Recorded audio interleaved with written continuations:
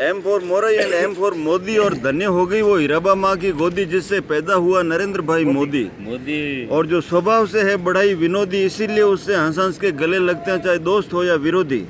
और जो माँ के चरणों से मांगता है सद्बुद्धि और मन की शुद्धि, और 56 इंच जिसके सीने की परिधि, इसीलिए सर्जिकल से पाकिस्तान को बना दिया पिद्दी। और आज चाइना भी बात कर रहा है सीधी सीधी। और जो राष्ट्रीय हित में बन जाता है बड़ा ही जिद्दी, और नोटबंदी से काले धन को बनाता है रद्दी, और योग रूपी औषधि से मिटाता है आदि और व्याधि, चाहे दादा हो या दादी, चाहे भैया हो या दीदी, जिसका मिशन है कि पूरा इंडिया रहे हेल्दी और वेल्दी। और हर घर में आवे रिद्धि सिद्धि, नौ निधि सुख समृद्धि, और व्यापार में होती रहे वृद्धि, और भारत की बढ़ती रहे प्रसिद्धि, और सुहागन के हाथों पर रचती रहे मेहंदी, और अमर रहे माथे की बिंदी। और बड़ी मुश्किल से मिली थी भारत को आज़ादी, जिसके लिए शहीद हुए थे आज़ाद बोस और गांधी। फिर भी डर डर के जी रही थी सरहद के गांवों की आबादी, और राजकोष की हो रही थी बर्बादी, और भ्रष्टाचार की चल रही थी आंधी।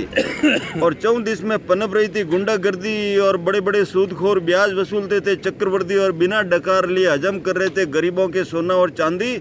उस विकट घड़ी में जय माता दी ने नरेंद्र भाई मोदी को सौंप दी पीएम की गादी, जो काम निपटाता है जल्दी जल्दी चाहे गर्मी हो या सर्दी, और जिसका टारगेट रहता है 100%, और जिसकी पहली पसंद है ईमानदार प्रतिनिधि, और जिसकी पसंदीदा भाषा है गुजराती, अंग्रेजी और हिंदी, और जो विदेशों में जाकर राष्ट्र हित में करता है बड़ी बड़ी संधि, और जो सर आंखों पे रखता है सेना की वर्दी, और बन के किसानों का हमदर्दी, जिसको जोड़ना है नदी से नदी, और अगले कार्यकाल में भारत को दिलाना है विश्व गुरु की उपाधि।